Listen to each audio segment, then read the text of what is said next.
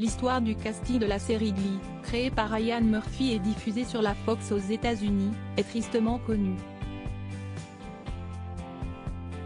Plusieurs des stars qui ont repris des tubes internationaux et prôné la tolérance et l'acceptation ont en effet connu un destin tragique, comme si est le cas de Mark Salling.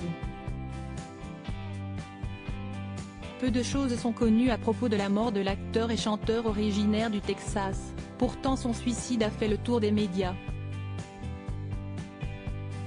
Il faut dire que si le nom de Mark Salling est toujours connu aujourd'hui, ce n'est plus pour son association avec Glee ou pour sa voix envoûtante, mais pour son arrestation en décembre 2015 pour possession d'images de pornographie infantile.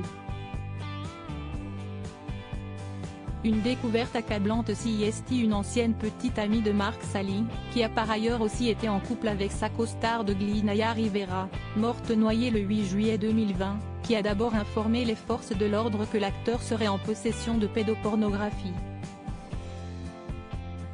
Après avoir obtenu un mandat, la Crime Against Children Unit de la police de Los Angeles a pu fouiller le ranch de l'acteur et y saisir son ordinateur portable ainsi que des disques durs et des clés USB.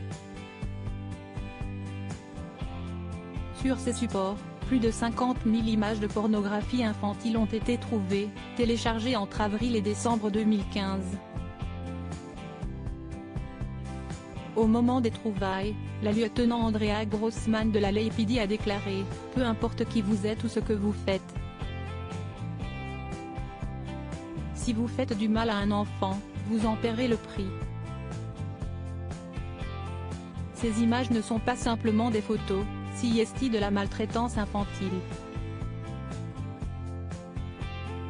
CST ensuite le 27 mai 2016 que l'acteur a été inculpé, et le 30 septembre 2017 qu'il a plaidé coupable, risquant ainsi entre 4 et 7 ans de prison ainsi qu'une catégorisation de délinquant sexuel et un séjour dans un programme adapté à sa condition.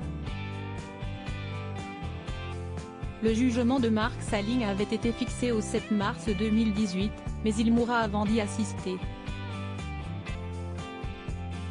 Un suicide comme échappatoire le 30 janvier 2018 alors qu'il était âgé de 35 ans.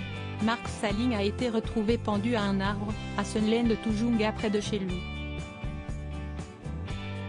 Porté disparu 6 heures plus tôt, l'acteur s'est ôté la vie plutôt que de devoir assister au jugement pour lequel il avait déjà plaidé coupable.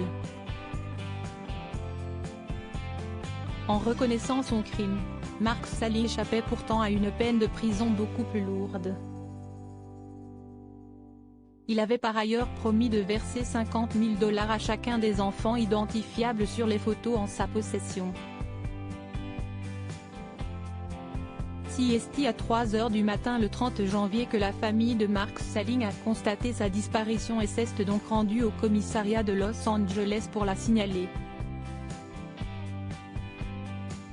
Peu de temps après, la police a également été appelée pour se rendre chez l'acteur et vérifier qu'il était toujours en vie.